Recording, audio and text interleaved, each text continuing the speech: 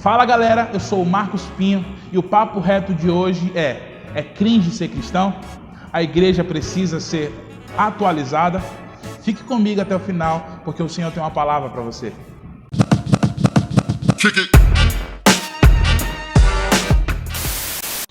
A expressão "isso é cringe" foi uma expressão que viralizou na internet, nas redes sociais nos últimos meses.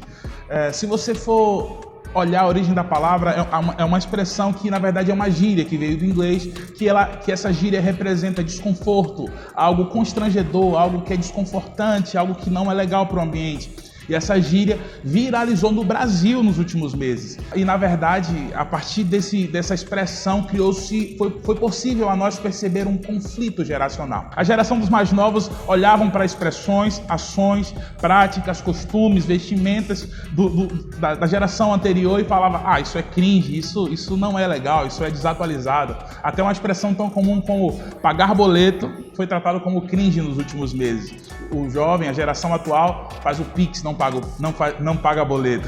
A partir desse conflito geracional, a gente pôde pensar, a gente para pensar um pouco sobre o reino de Deus e a igreja e essa discussão sobre a igreja precisa ser atualizada ou não. Eu quero falar sobre duas coisas. Eu quero falar que existe uma diferença entre cultura e princípio. Existe uma diferença entre cultura e princípio, e essa diferença ela é notável quando você percebe o decorrer da história da igreja. Várias coisas culturalmente mudam e mudaram em todo o contexto da igreja, mas os princípios não mudam. Antigamente não se podiam ter instrumentos como bateria ou guitarra na igreja, mas a partir dos anos a cultura foi se aperfeiçoando, foi mudando e a gente pôde trazer tais instrumentos, utilizar de tais instrumentos. E ok, tudo bem, mas princípios são inegociáveis. Princípios não são discutíveis, princípios não são questionáveis. E dentro dessa briga, desse contexto entre cultura e princípio, a igreja se colocou numa situação muito específica. A nossa geração, em alguns modos, em algumas situações, em alguns jeitos, tem limitado o poder de Deus, o agir de Deus, simplesmente naquilo que se enquadra na caixinha do cool, na caixinha do divertido, na caixinha do legal, na caixinha do contemporâneo. Eu quero dizer a você que Deus ele transcende tudo isso. Em todo o contexto do mover de Deus na igreja, o Senhor foi transicional em seu agir.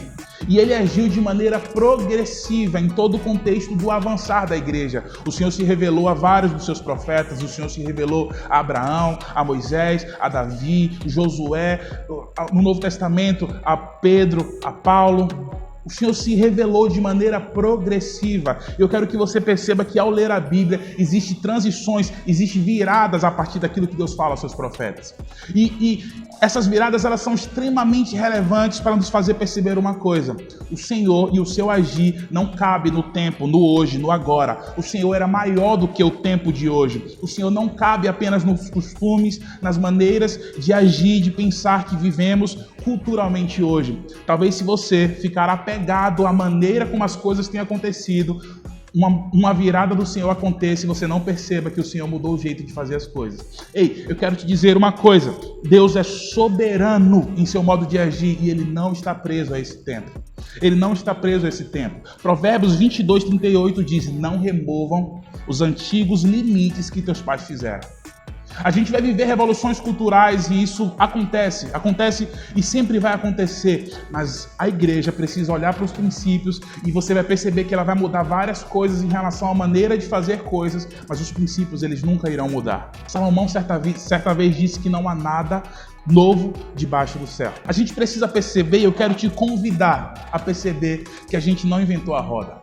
O evangelho não começou aqui, não começou agora. O evangelho não começou a partir de mim. O evangelho já era. Cristo já era. A gente não inventou a roda. Não é sobre cantar o worship e ter uma parede preta na igreja ou cantar um corinho e ter uma cortina bonita. Não é sobre isso. É sobre Cristo em nós. Cristo em nós é a esperança da glória. Ele em nós. O evangelho não é sobre esse ou aquele método de fazer, mas é sobre Cristo em nós. Se a gente estiver fixo nisso, se a gente olhar para isso, as transições vão acontecer porque o Senhor é dono do tempo e é governador da igreja e Ele vai mudar as coisas e a gente precisa acompanhá-lo. Não abandone os princípios. Não abandone os princípios do Senhor. Saiba fluir no que Deus tem feito hoje. no que Deus tem feito agora, no que Deus tem feito na sua igreja. Saiba fluir naquilo que Deus tem falado, respeitando os marcos antigos, respeitando aqueles que carregaram o evangelho até aqui, respeitando aqueles que foram facilitadores da sua jornada cristã. Eu quero ler contigo um texto em 2 Timóteo capítulo 4, a partir do versículo 2, que diz: prega a palavra, insiste a tempo e fora de tempo, aconselha, repreende e encoraja com toda paciência e sã doutrina.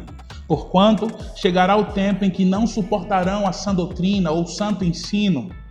Ao contrário, sentirão coceira nos ouvidos, reunirão para si mestres de acordo com a sua própria vontade. Ei, eu quero te dizer, nos próximos anos que virá, muitos dos princípios do Senhor serão questionados.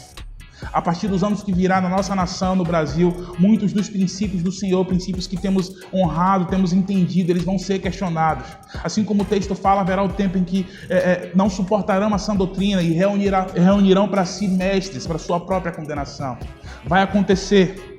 E eu quero te dizer que existe um caminho e uma verdade, um posicionamento para você.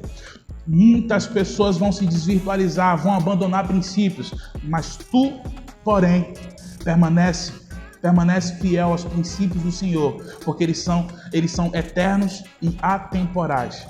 Esse é apenas o primeiro vídeo dessa série de conselhos para essa geração. Fique conosco, permaneça nesse canal, dê seu like, faça sua inscrição, ative o sininho, porque tem muita coisa vindo aí para você. Deus abençoe, em nome de Jesus. Kick it.